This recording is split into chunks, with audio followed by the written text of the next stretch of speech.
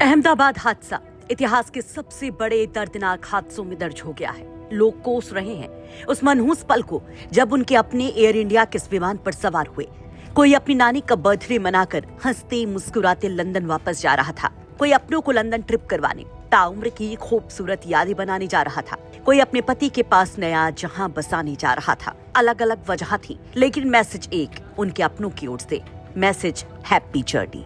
लेकिन क्या पता था इस जर्नी की शुरुआत में ही कुछ ऐसा हो जाएगा कि हर एक दिल जख्मी हो जाएगा। मलबे की ये तस्वीरें, धुएं के गुब्बार की ये खौफनाक मंजर किसी को भी हिला कर रखते। ये बयां करते हैं कि कैसे खूबसूरत सपनों पर ताउम्र के गम का अंधेरा सा छा गया। उनमें से एक है आगरा के अकोला का परिवार भी, जिनके बेटे नीरज लवानिया अपनी पत्नी के साथ लंदन घूमने फिरने जा रहे थे। बताया जा रहा है कि उनकी पत्नी का बर्थडे था, जिसे ये कपल हमेशा हमेशा के लिए यादगार बनाना चाहता था।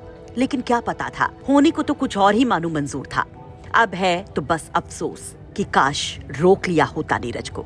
इसी अफसोस में मानो घुले जा रहे हैं नीरज के भाई सतीश नीरज के इस मौत के सफर पर निकलने से पहले हुई उन चंद सेकंड की बातों को याद कर रो पड़ते हैं।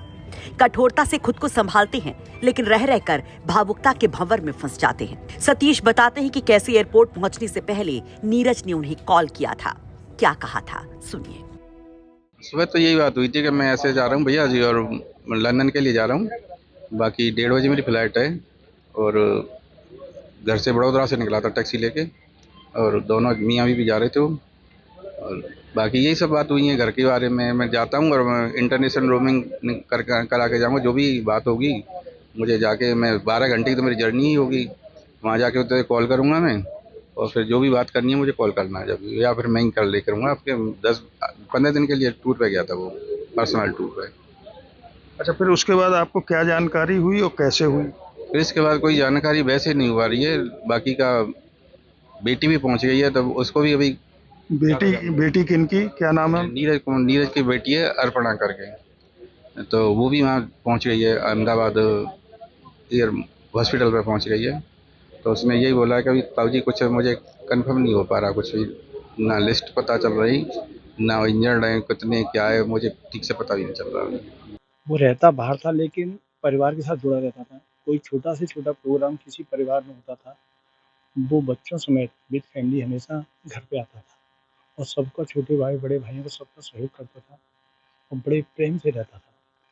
कोई भी छोटा प्रोग्राम घर में हो, परिवार में हो, गांव में हो, और विद फैमिली वो आता था बड़ौदा से। इतना बढ़िया व्यवहार था, और सबसे मिलजुल के रहता था। कभी आता, घर पे आता था, सबको मिल के जाता था। ये बहुत ही अच्छा क्लोज वो था।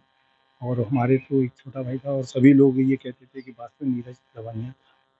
तो सतीश के मुताबिक गुरुवार सुबह करीब 9 बजे नीरज से फोन पर बात हुई थी।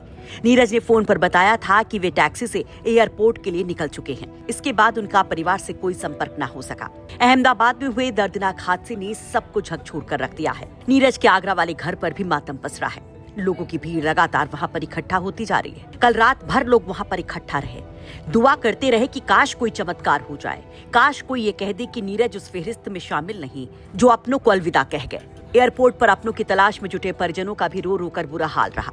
हादसे के बाद वहां पर अफरा तफरी का माहौल बना हुआ है।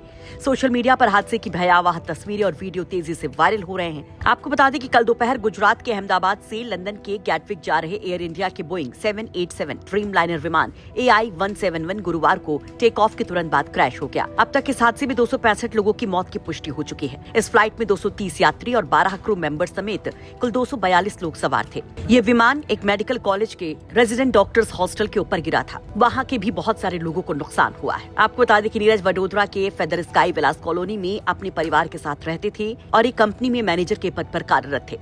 आगरा से अरविंद शर्मा की रिपोर्ट, यूपी तक।